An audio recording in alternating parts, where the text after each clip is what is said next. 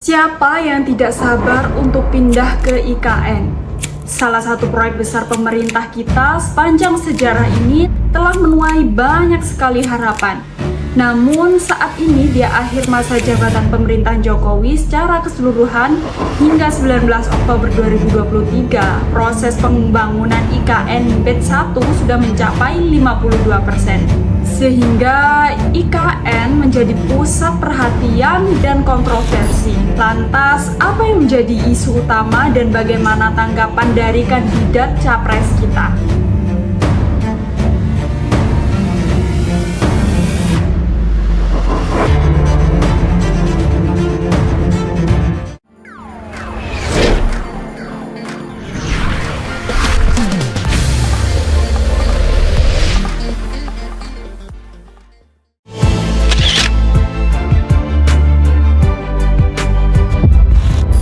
Dengan ini saya mohon izin untuk memindahkan ibu kota negara kita ke Pulau Kalimantan. IKN diperkenalkan oleh Presiden Jokowi pada 2019, menjadi simbol kontroversi.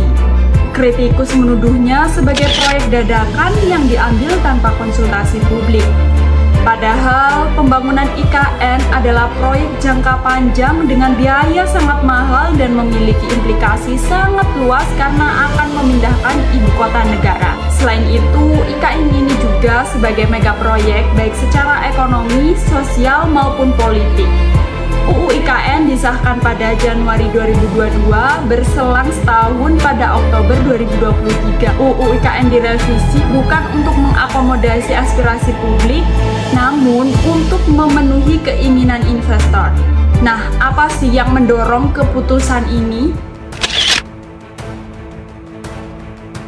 Kontroversi meningkat ketika SoftBank, raksasa investasi, diharapkan masuk dengan dana 100 miliar US dollar.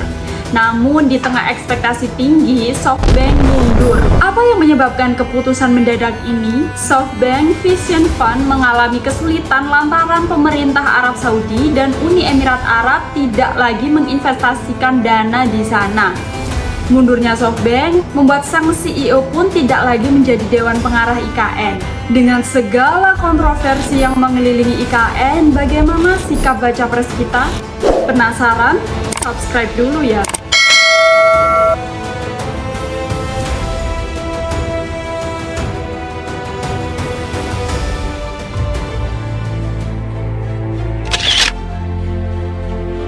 Dalam penelusuran Tempo di dokumen visi misi Anies Imin, dari 140 halaman dokumen itu tidak ada kata kunci yang merujuk pada kata IKN Nusantara. Namun ada agenda strategis di Pulau Kalimantan. Ada 9 agenda strategis di Kalimantan ini, diantaranya menjadikan Kalimantan sebagai contoh dunia dalam penerapan ekonomi hijau. Kemudian menjadikan Kalimantan lumbung energi terbarukan, memastikan bagi seluruh kota dan desa teraliri listrik, terhubung internet, tersedia air bersih, membangun pabrik industri padat karya, dan mewujudkan pembangunan infrastruktur kereta.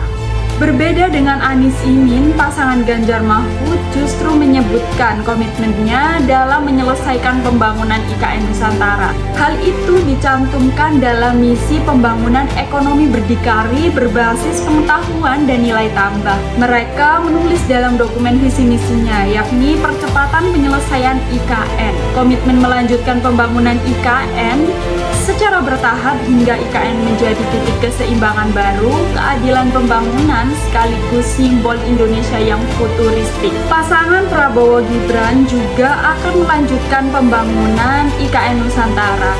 Hal itu terungkap dalam visi dan 8 misi Astacita Prabowo Gibran, yakni melanjutkan pemerataan ekonomi, penguatan UMKM, dan pembangunan IKN, yang tertulis dalam halaman khusus 17 program prioritas Prabowo Gibran.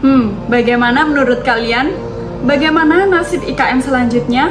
Tulis pendapat kalian di kolom komentar ya. Apapun yang terjadi di masa depan, kita semua berharap agar IKN tetap terus berjalan sesuai dengan jadwal yang telah ditetapkan.